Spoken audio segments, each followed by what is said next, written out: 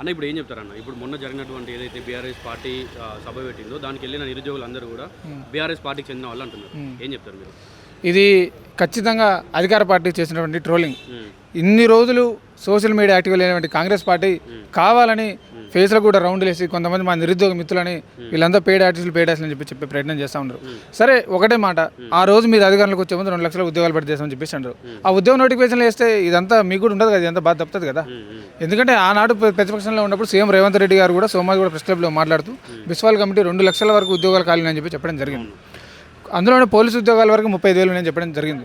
Group 2 group 1లో కూడా 10,000 వరకు అని చెప్పడం జరిగింది. కానీ ఇంతవరకు జనరల్ నోటిఫికేషన్ ఒక్క నోటిఫికేషన్ విడుదల చేయకుండా 2.5 సంవత్సరాల నుంచి పబ్బం గడుపుకుంటూ ఎట్లా అసలు మా నిరుద్యోగుల ఆవేదన మాకు అర్థం కావట్లేదు, ఏం చేయాలో అర్థం కావట్లేదు. ఎందుకంటే మాకు సరైన వేదిక దొరకట్లేదు.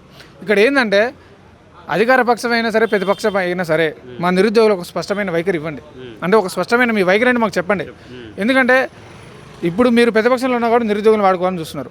అంతకుముందు కాంగ్రెస్ పార్టీ కూడా ప్రతిపక్షంలో ఉన్నప్పుడు నిరుద్యోగులు వాడుకొని అధికారంలోకి వచ్చింది.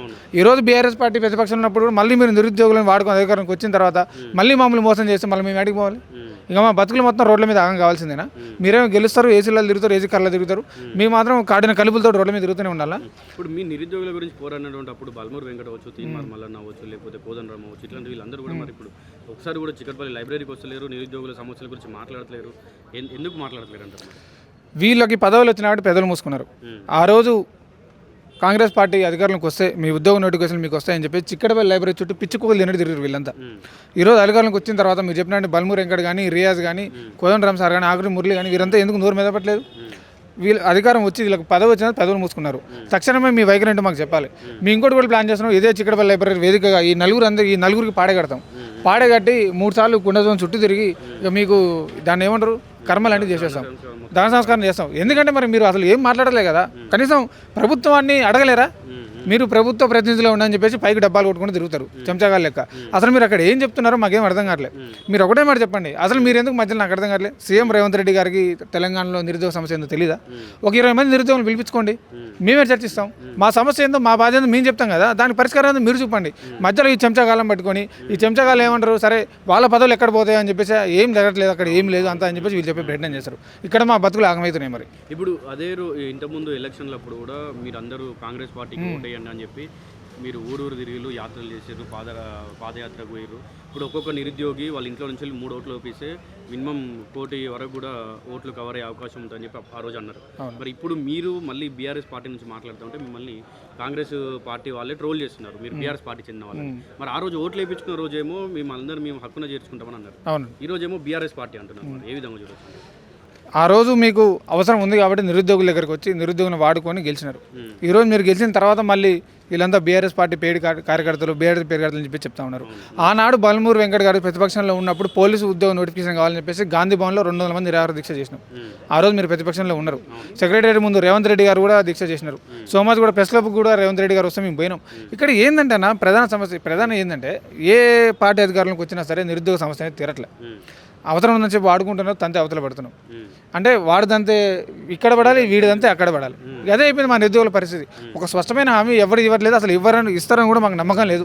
ఏదో ఇంకా మేము పిచ్చర్లేక రోడ్ల మీద తిరుగుతున్నాం కానీ ఇక అసలు నోటిఫికేషన్ వస్తాయా రావా అని కూడా అసలు వాళ్ళకు క్లారిటీ లేదు, ఆ మంత్రులకు క్లారిటీ లేదు. ప్రతిపక్షంలో ఉన్న వీళ్ళు కూడా ఏదో రాజకీయ మైలేజ్ కోసం వాడుకునే ప్రయత్నం చేస్తారు. కానీ వీళ్ళు కూడా నిజంగా మీ ఉద్యమం మీకు సపోర్ట్ చేస్తాం, మీరు బరాబర్ కొట్లాడతామంటే మేము కూడా మీకు వెన్నుదండగా ఉంటామని చెప్పేసి వీళ్ళు ఒక స్పష్టమైన హామీ పరిస్థితి ఉన్నది.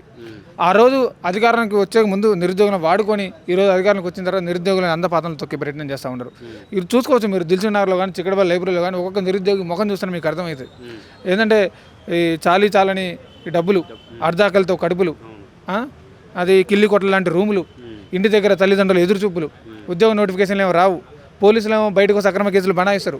ఒక సగటు నిరుద్యోగి ఆవేదన వినేవాడు ఎవడు తెలంగాణలో అసలు ఇప్పుడు నిరుద్యోగుల గొంతు నొక్కే ప్రయత్నం చేస్తూ ఉన్నారు. కాబట్టి మరొక నిరుద్యోగ ఉద్యమం మొదలు కావాలి. తక్షణమే మాకు 19,000 పోలీస్ నోటిఫికేషన్ విడుదల చేయాలి. అలాగే గ్రూప్స్ నోటిఫికేషన్ కూడా బరాబర్ విడుదల చేయాలి.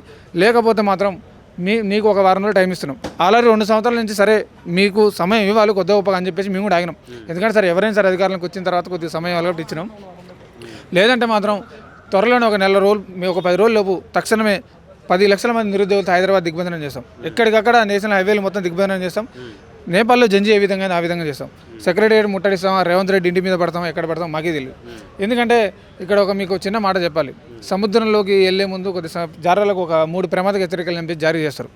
ఆల్రెడీ 2 ప్రమాద హెచ్చరికలు జారీ చేస్తున్నాం. 3వ ప్రమాద హెచ్చరిక చిక్కడవల్లి లైబ్రరీ వేదిక జారీ చేస్తున్నాం. ఆనాడు మీ రాహుల్ గాంధీ చిక్కడవల్లి లైబ్రరీ దగ్గరికి వచ్చి నిరుద్యోగ సమస్యలు తీరిన తర్వాత ఎక్కడికైనా వేరే సమస్యల గురించి మాట్లాడతామని చెప్పడం జరిగింది. ఈరోజు రాహుల్ గాంధీ గారు కూడా కనీసం స్పందించరు. సరే అట్లనే కలుస్తారేమని చెప్పేసి మేము భిక్షం ఎత్తుకొని ఆ వచ్చిన డబ్బులతోటి జనరల్ బోగిలో వెళ్ళి రాహుల్ గాంధీ ఇంటి దగ్గరికి వెళ్ళాం. రాహుల్ గాంధీ ఇంటి దగ్గర ఎక్కడ నువ్వు ఇస్తున్న జాబ్కి వెళ్ళినని చెప్పి ఆ పోస్టులు అతికించి వచ్చినాం.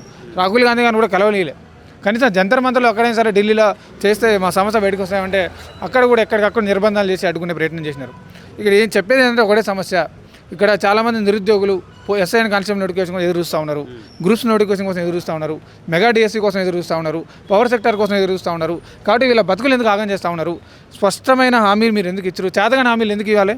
ఈరోజు చూడండి, పెద్ద నిరుద్యోగి, మధ్యతరగతి నిరుద్యోగి ఆవేదన ఎట్లుందంటే అసలు ఒక్కొక్కరి బాధ అంటే వర్ణనాతీరం. ఎందుకంటే ఇటు రూమ్ రెంట్లు కట్టుకోలేక, స్టడీ హాల్ ఫీజులు కట్టుకోలేక, కోచింగ్ ఫీజులు కట్టుకోలేక, ఇటు కర్రీ పాయింట్లు డబ్బులు తెచ్చుకోలేక అంటే ఎంత నానా ఇబ్బందులు పడతామో నాకు తెలుసు. ఏం చెప్తారు మరి చివరిగా మీ అంటే నిరుద్యోగులు అసలు పార్టీలకు చెందిన వాళ్ళైనా, నిజంగా అసలు నిరుద్యోగులకు ఏ రాజకీయ పార్టీకి సంబంధం లేదా అంటే మేము స్పష్టమైన హామీ ఒకటే ఇస్తూ ఉన్నాం, ఖచ్చితంగా నిరుద్యోగులకి ఏ రాజకీయ పార్టీతో సంబంధం లేదు. కొంతమంది కావాలని సరే ఇది ఎక్కడికో వెళ్ళి మా పదవులకి భంగం కలుగుతుందని చెప్పేసి కూడా కావాలని నిరుద్యోగులు మేము బురదలే ప్రయత్నం చేస్తూ ఉంటాం. దీన్ని మేము తీవ్రంగా ఖండిస్తున్నాం. ఎవరైతే ట్రోల్ చేస్తారో ఖచ్చితంగా వాళ్ళు నిరుద్యోగులకు క్షమాపణ చెప్పాలి, లేకపోతే మీ మీద పోలీస్ స్టేషన్లో కేసు కూడా పెడతామని చెప్పి చెప్తా ఉన్నాం. ఫైనల్ ఒకటే మాట చెప్తున్నాం, ఉద్యోగ నోటిఫికేషన్ విడుదల లేకపోతే మాత్రం రేవంత్ రెడ్డి చింతపడి అవుతుంది, బరాబర్ అవుతుంది. ఎందుకంటే ఇంతమంది నిరుద్యోగులు ఎవరి కోసం మీకు కనపడట్లేదా? చిన్న లాజిక్ అండి. మొన్న శ్రీధరబాబు గారు కూడా ప్రెస్ మీట్ పెట్టారు. మంత్రులందరూ నిన్న ఊటిన మన లేడీకి లేచింది పరగన్నట్టు ఊటిన పెట్టారు. శ్రీధరబాబు గారు ఏమంటారు, బీసీ రిజర్వేషన్ అయిపోయిన తర్వాత ఉద్యోగ నోటిఫికేషన్ ఇస్తామని చెప్పారు. మీరు బీసీ రిజర్వేషన్ అయిపోయిన తర్వాత ఉద్యోగ నోటిఫికేషన్ ఇస్తామని చెప్పిన వాళ్ళు మరి టీఎస్పీఆర్బీ నుంచి 7,000 ఉద్యోగ నోటిఫికేషన్ అడుగుందని చెప్పేసి ప్రెస్ మీట్ రిలీజ్ చేశారు. అంటే మళ్ళీ ఒకసారి నిరుద్యోగాలను మోసం చేయడానికి తెరదింపిరా? అసలు వీళ్ళు మంత్రులకు ఒక స్పష్టమైన హామీ ఉండదు. ఒక 50,000 అంటాడు, ఒక 60,000 అంటే, ఒక 70,000 అంటే, ఇంకో 80,000 అంటాడు, ఇంకొక ఏదంటే ఏలం పాట లెక్క ఉన్నది. కాంగ్రెస్ మంత్రులారా మీకు చిన్న సలహా ఇస్తున్నా, ఏం చేయాలంటే మీరు అందరూ కలిసి ఒక వాట్సాప్ గ్రూప్ క్రియేట్ చేసుకోరు, అలా మాట్లాడుకోరు. ఒకటే చెప్పారా నాయన, ఎందుకంటే మళ్ళీ ఇప్పటికే వైరల్ అవుతున్నాం, పరుగు పోతుంది, ఒకటే మాట్లాడుకోరు అని చెప్పేసి మాకు కూడా స్పష్టమైన హామీ ఉంటుంది కదా. ఇలా ఏంటంటే పొన్నం ప్రభాకర్ అన్న ఎమ్మటే లేచి ఒక 60,000 ఉద్యోగాలు ఇచ్చినాం అని చెప్పేసి అంటాడు. ఎమ్మటే మన మహేష్ కుమార్ గౌడానికి ఒక థాట్ వస్తుంది, అరే ఏమో మంత్రి పొన్నం అన్న సరే పొన్నం ప్రభాకర్ అన్న ఒక 60,000 చెప్పిందంటే పీసీసీ చీఫ్నున్నా నాకేం తక్కువ, నేను ఒక 20,000 కలిసి చెప్తాను, పోయేదే ఉంది అదని చెప్పేసి అన్న ఒక 80,000 అంటాడు. ఎమ్మడే మన పొంగులు శ్రీనివాసరావు అనుకుంటాడు, అరే నేను కమ్మల్ని గెలిపించిన నాకు ఇంత హవా ఉంది, నేను ఒక 20,000 కలిపి చెప్తా, ఏమైంది నష్టం అని చెప్పేసి ఆయన ఎలక్షన్ అంటాడు కదా. ఇక ఫైనల్గా రాహుల్ గాంధీ 2 లక్షలు ఇచ్చినాం కాదా టాటా బై బై అంటాడు. కథం టాటా బై బై అంటారు. మీరు ప్రతిసారి కూడా మీ క్యాబినెట్ మీటింగ్ పెట్టే ముందు కూడా ప్రతిసారి కూడా నోటిఫికేషన్ ఇస్తారు, నోటిఫికేషన్ లేదని చెప్పి పేపర్లో గగ్గోలు పెట్టించి నిరుద్యోగులు మోసం చేసే ప్రయత్నం చేస్తూ ఉన్నారు. కాబట్టి తక్షణమే ఉద్యోగ నోటిఫికేషన్ విడుదల అని చెప్పేసి కూడా మేము ప్రభుత్వం డిమాండ్ చేస్తూ ఉన్నాం.